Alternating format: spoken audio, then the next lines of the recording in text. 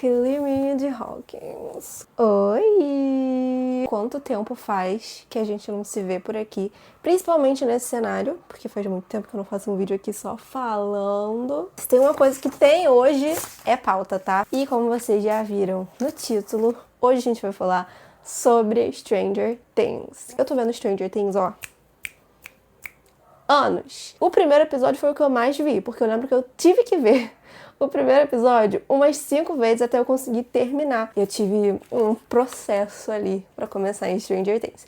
Mas a gente tá aqui pra falar da 5ª temporada, que já saiu o volume 1. Todo mundo já viu. Espero que você já tenha visto também, porque se você não viu, amor, aqui você vai pegar todos os spoilers possíveis, tá? Já deixo o aviso. E sem mais delongas, vamos começar, porque tô aqui pra falar das minhas impressões, de tudo que eu achei, das teorias que eu acredito que possam vir a se concretizar nessa temporada, que vai ser a última. Vamos juntar os lencinhos. Vi os 4 episódios, né, o volume 1 todinho, um atrás do outro, em um dia. Sentei pra ver, vi tudo. E a 5ª temporada já começa com um flashback lá pra 1983, que, inclusive, os primeiros 5 minutos dessa nova temporada foram liberados muito antes, né? Teve, eu não lembro qual evento que foi, mas teve um evento, o Tudum, não sei, eu sei que teve um evento aí, e eles liberaram os primeiros 5 minutos dessa nova temporada, né, do episódio 1. E é um flashback do Will lá no mundo invertido, quando ele foi primeiro capturado. E, tadinho, a gente vê o quanto aquele menino sofreu, porque, gente,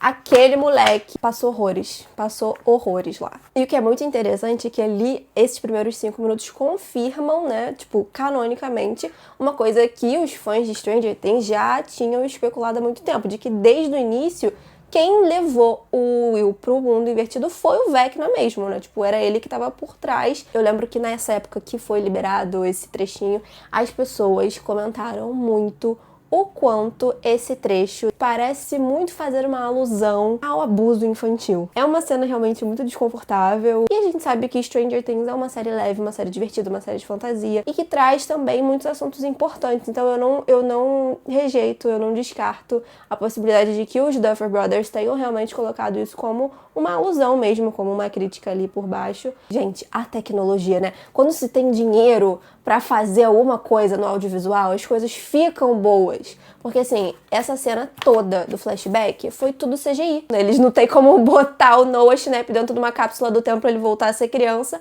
Então, o que eles fizeram? Pegaram um ator com o físico parecido com o que o Noah Schnapp tinha na época, e ele atuou toda a cena e colocaram a cara do Noah lá no rosto do menino.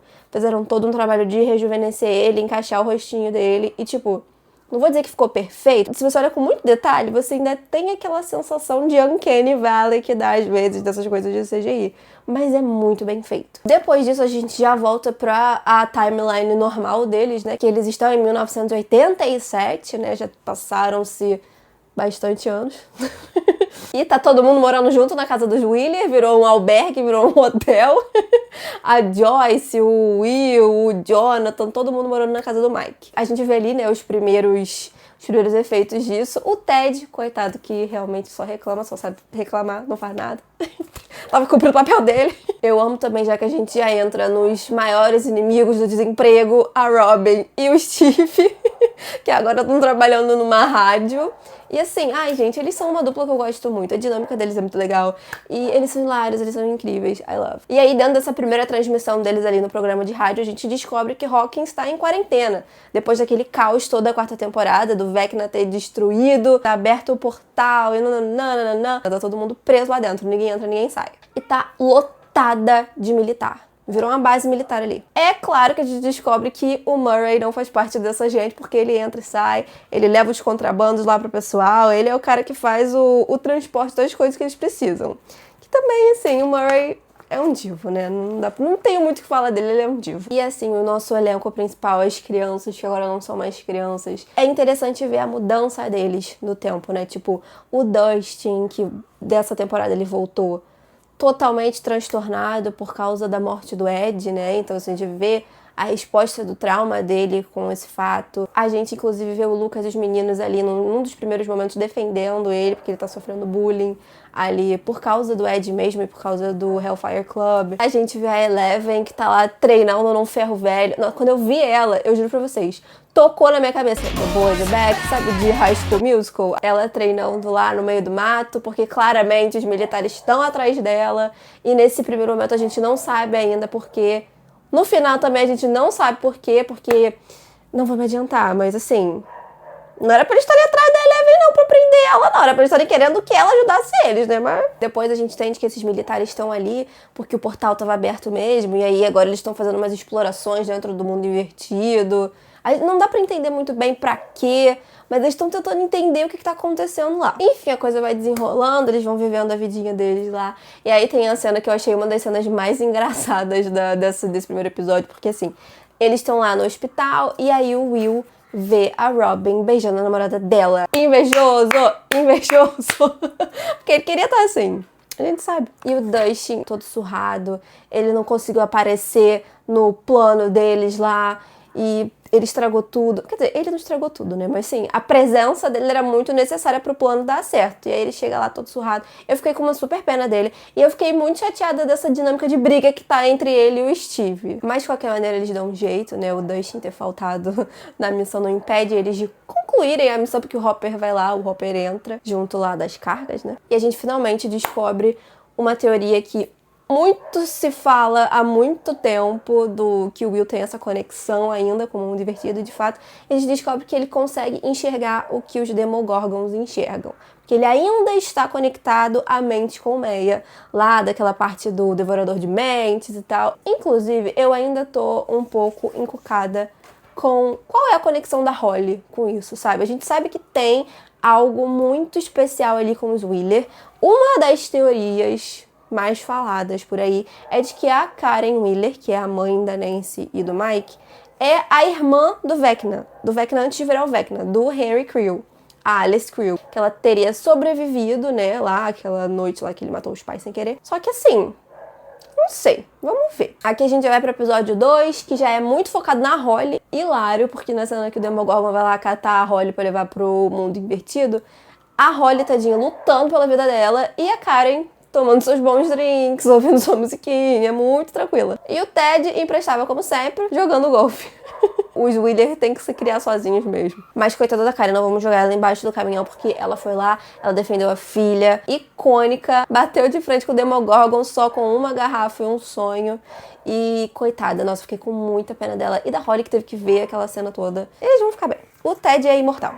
E ela também tem que ser, porque eu acho que ela tem algum papel importante nessa história. Eu queria fazer um adendo aqui, principalmente pro elenco infantil. Tem uma criança que ainda nesse ponto ainda não apareceu, né? Ele só aparece um pouquinho depois. Mas a gente tem o nosso Delightful Derek, que é um anjinho, ele é muito fofo, ele tá atuando muito bem. E essa menina que está fazendo a Holly Wheeler, ela é muito boa. Muito, muito boa. E também fazendo um adendo pros outros atores, né? Tipo, eu achei que todos eles estavam muito bem. E tem muita gente que fala, e eu concordo um pouco, que a Millie é a mais fraquinha ali do grupo. Só que pro papel da 11 funciona, porque a 11 é meio bicho do mato, né? Ela é aquela coisa meio afastada, meio sem muito carisma. Pra esse propósito, é de boa, mas todos os outros eu achei que eles estão muito bem. Depois tem aquela parada lá da mandala.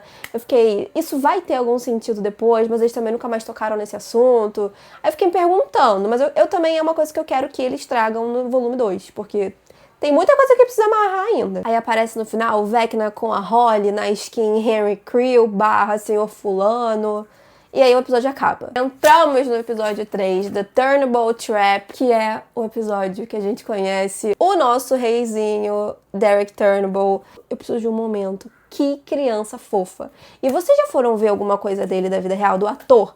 Eu não lembro o nome do ator, mas ele é um fofinho. Vocês têm que ver. O Noah Schnapp deu uma entrevista pro Jimmy Fallon, que ele tava falando que na cena lá do final do... Acho que é desse terceiro episódio, inclusive. Isso mesmo. Uma cena em que, enfim, tem toda uma ação ali envolvendo o Derek, que eles tentam salvar ele do Demogorgon, porque o Derek é a próxima criança a ser levada pelo Vecna. E aí eles descobrem, por causa dessa conexão mental do Will com o mundo invertido, que o Vecna precisa de 12 crianças pra completar o plano maligno dele lá, que a gente também ainda não sabe. A gente ainda não sabe por que são 12. A gente não sabe o que ele vai fazer com essas 12 crianças. Uma coisa boa não vai ser, com certeza. Aí, enfim, o Noah Schnapp tá contando nessa entrevista que quando eles foram gravar essa cena, ele pulou em cima do menino e machucou ele. Ele ficou com a perna toda sangrando. E que ele foi todo fofo, chamou ele de Mr. Noah, tipo, Senhor Noah, falando que ele tava se sentindo igual o Tom Cruise, fazendo as próprias cenas de ação, sem dublê, sabe? Ele é muito fofinho, ele é muito querido. E pasmem, esse menino está sofrendo bullying na internet. Tem gente jogando hate nele, sendo que ele é a coisinha mais preciosa que tem.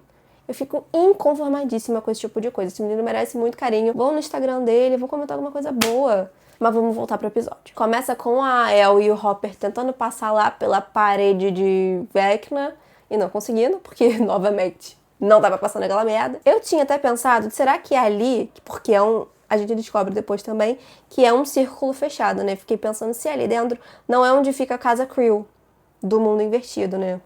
Não sei. Eu acho que não, deve ser outra coisa. Eu que realmente não dei muita atenção pra isso. E aí, depois a gente chega na Holly tendo suas férias no mundo invertido. Porque, olha, vamos falar de favoritos. O Vecna tem seus favoritos. Porque o Will passando horrores, comendo pão que o diabo amassou lá no mundo invertido, e a Holly vivendo um vidão lá no mundo invertido. Uma coisa que destacou muito pra mim, e que eu vi muitas pessoas falando aí pelas redes sociais também, TikTok, que quando o Henry Creel leva ele pra casa dela, ela tá lá, ele vai sair e ele deixa um presente pra ela. E o presente que ele deixa pra ela é simplesmente a música favorita dela, que a gente sabe muito bem que é a chave pra sair da maldição do Vecna, e um tocador de fita, que é o que ela precisa pra ouvir aquela música. Ela ficou ouvindo aquela música o dia inteiro.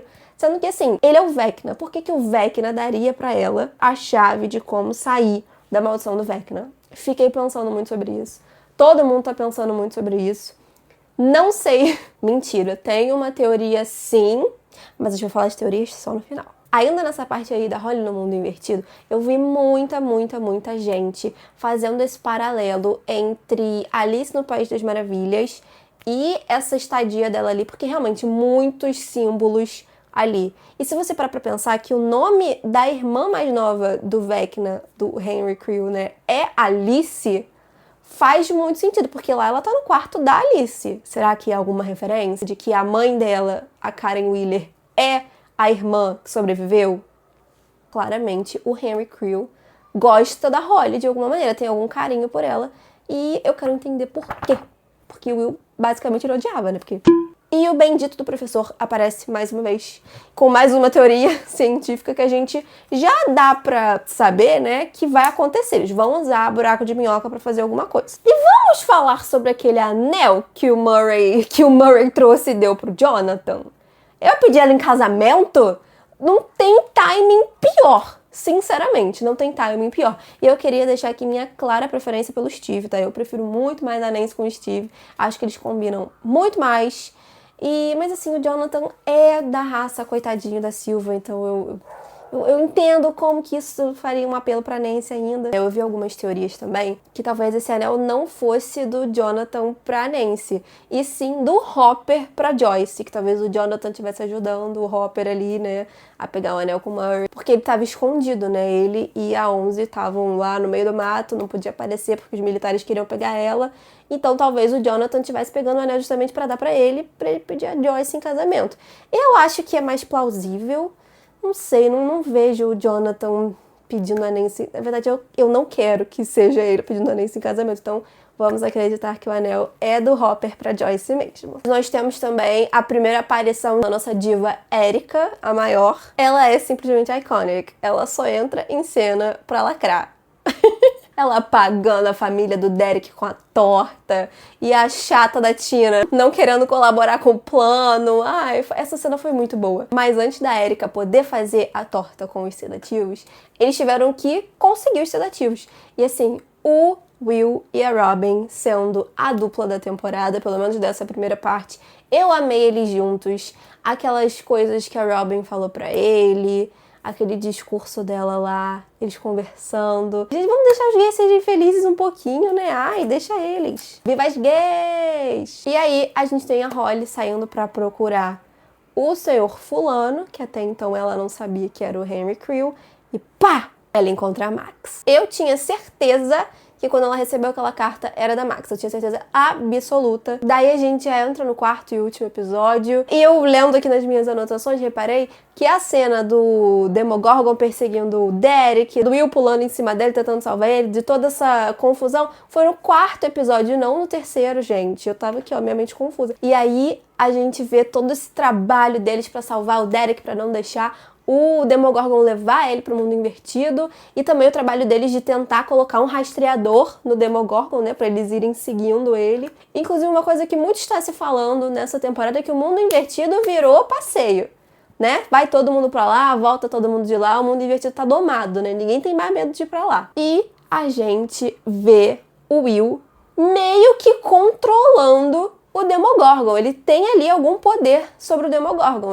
Ele se conecta, né? Vê o que o Demogorgon tá vendo e ele sai, ele foge, né? Ele consegue tirar o Demogorgon dali. E são os primeiros sinais de que o Will realmente vai ter um papel mais profundo ali com os seres do mundo invertido. E muita coisa acontece, a gente volta lá pra Max e pra Holly, a gente descobre que na verdade elas estão presas dentro da mente e das memórias do Vecna. São cenas bem legais, eu gostei bastante dessa parte, eu achei que explicou bastante. A Max contando pra Holly que ela quase saiu. Gente, naquela cena que o Lucas estava no hospital colocando a música pra ela e logo mostrou o monitor, sabe, os batimentos cardíacos dela, eu pensei muito que eu fiquei assim, não, mas agora, ela vai acordar agora, e ela não acordou. E aí depois isso conecta com a Max contando que realmente ali ela quase conseguiu voltar, só que o Lucas foi lá e desligou a música e ela não conseguiu, né, tipo, a passagem fechou.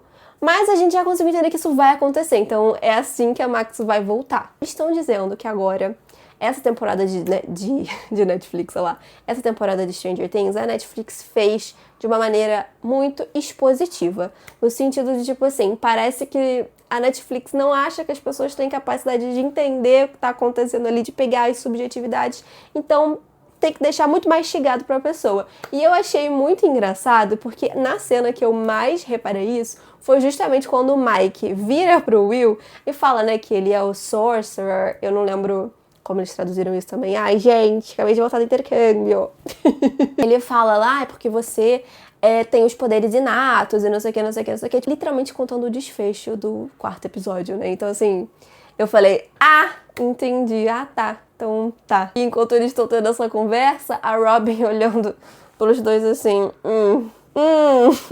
Nesse meio tempo, temos uma das melhores cenas, que é lá dentro da base militar, né? O Derek chegando, levando as crianças pro banheiro. Muito, muito, muito boa. Não só essa cena, mas, pô, toda essa sequência aí que envolve a base militar, o Derek, as crianças, o banheiro saindo, explodindo água do nada, sabe? Toda essa parte foi muito boa. Só que aí, em contraponto, nesse meio tempo, a Eleven e o Hopper lá no mundo invertido, na base militar, uma tensão danada, eles tentando passar por aquela porta, que a Eleven cismou que tá lá dentro é o Vecna, mas eu já tinha certeza que não era. O Will sentindo a presença dos bichos lá com o sentido aranha dele, e aí é tiro pra lá, é bomba pra lá, é fogo, é Demogorgon, é Vecna em pessoa, é a 11 e o Hopper abrindo a bendita da porta e encontrando, na verdade, a 8. Aí nesse caos, nisso tudo, começa uma das cenas mais bonitinhas dessa temporada e uma das mais importantes, na verdade, né? Porque o Will acessa os poderes dele, consegue controlar os Demogorgons e salvar os amigos dele,